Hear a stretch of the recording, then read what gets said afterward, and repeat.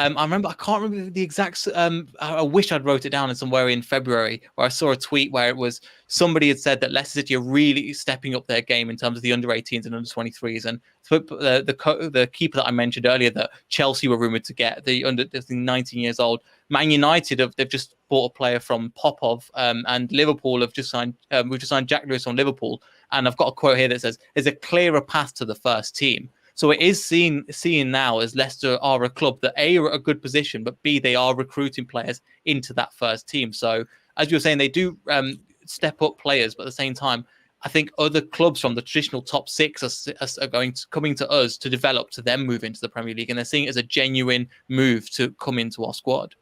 Well, they've looked at the first team squad and they've seen the pathway. There is a pathway from the under 18s, under 23s through into the first team. I mean, Kiernan Dewsbury-Hall's just had a phenomenal season at Luton, and there's a pathway for him. There's an opportunity for him in the pre-season, and I know he's highly rated at Leicester as well. You know, we Harvey Barnes. I mean, if you look at the Harvey's progression, Ben Chill, whatever we knows all about Ben, and there's so many Hamza. There's so many that have come through, and Leicester have invested a lot in their academy structure. They're very proud of it, and I think that a lot of that is to do with the fact that John Rudkin was the academy director. Now, you know, he's director of football at the club, so you know it's his little baby, the academy and the under 23s. And Steve Beaglehole, he's an underrated character at the club. Well, probably not internally at the club, but probably externally. He's a phenomenal guy, and the way he can develop young talents and put them on the right pathways should never be underestimated, in my opinion. He's an asset to Leicester City, Steve. Vastly experienced coach. Fantastic with I've not spoken to a young player that's come through that's worked with Steve that has anything nasty to say to him or negative to say about him. They're just so thankful for him. Even the older players, Dean Hammond, said how helpful he was when his career finished, and he got him into coaching as well in the academy. So, you know, they've got a really good structure there. And what I love about Leicester City and the academy and stuff as well is that they're all included with the first team. You know, they're not like separate. They're down that training ground.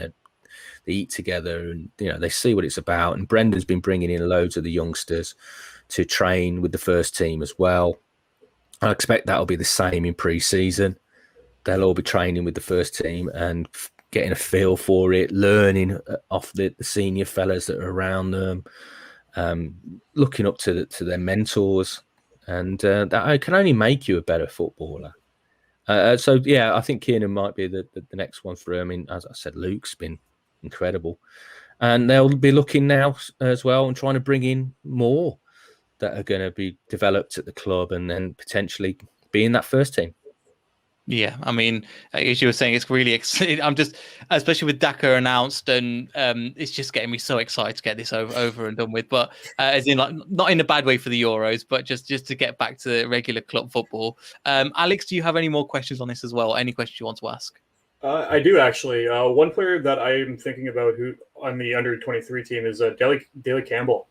We did see a little bit of him last season, but do you expect him to possibly get more opportunity this season coming? You might do. And again, pre-season is going to be important for him. I mean, there's going to be lads away. I mean, Castagne's not going to be able to take too much part in pre-season now because that was quite a nasty facial injury he got on international duty with Belgium at the Euros. So, yeah, I can see Ivonte getting a few opportunities, and he's another one. You know, he's got a fantastic temperament. He's got a backstory as well. You know, he's come out from a rough area, London, and fought his way through, kept his nose dry, if you like, not being distracted. He's a phenomenal athlete, incredibly strong, quick. He looked good, didn't he, on his debut? I've not seen many debuts like that when you go, you know, he just looks part of it already. He just looks settled. He looks like this isn't a step up for him. He's there already. So, yeah, we'll see. That's going to be an interesting one. James Justin out as well. So I can see Vontae getting a few opportunities. Yeah, that definitely. I can see that too. As you were saying, I forgot about how Timothy Castagne will miss pretty much part of pre-season, but hopefully he has speedy recovery. And any other questions that you've got?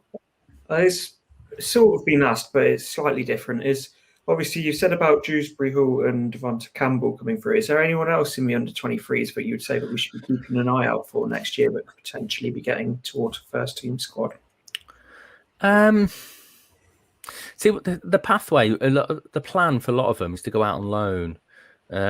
George Hurst went out on loan, didn't really get an opportunity at Rotherham. So I can imagine he'll go out on loan again at a different club, because what Leicester's trying to do with the loans is trying to pick the right club for them, where they're going to get an opportunity. They did it superbly with Harvey. Mm-hmm. If you look at his progression, MK Dons, Barnsley, West Brom, every time a step up, a new challenge. So I think they'll be looking at Dewsbury Hall to see if he's ready, and if he's not going to play much football this season, he might go on another loan, but to another level of club. You know, I know he's already in the Championship and done very well at Luton, and Luton is a great club, by the way.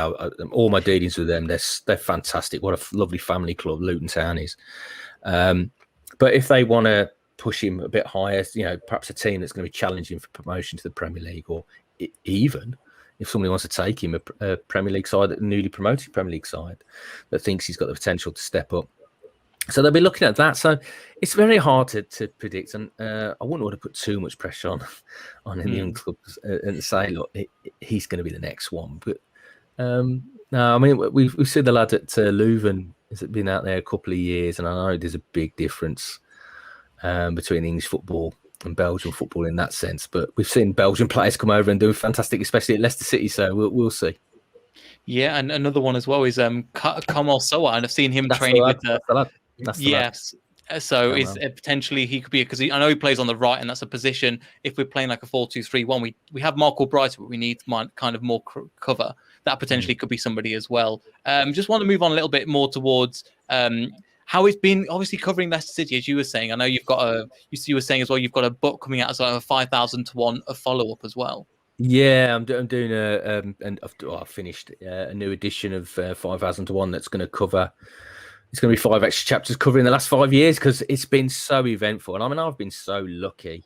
I have to be honest, I didn't know a massive amount about Leicester City when I came over from the West Midlands to join the Mercury in 2009. And at the time, they'd just been promoted back to the Championship from League One. They're just recovering from the lowest ebb in the club's history. And I've been incredibly lucky to cover the greatest period in the club's history. It's been phenomenal. It's been a fairy tale. And sometimes, you know, I did an interview with Christian Fuchs for a feature that's going to be run on The Athletic soon. I said, look, you look back at your 6 years at Leicester City, and you come to a club that you thought was going to be in a relegation battle, could potentially go down to the Championship. You could be playing second-tier English football.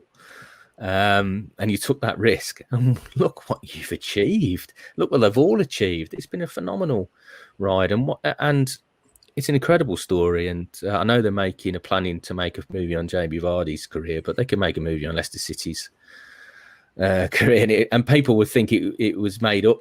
You know, some of the things that have happened, all the drama that we've experienced, good and bad, and it's been such a phenomenal period.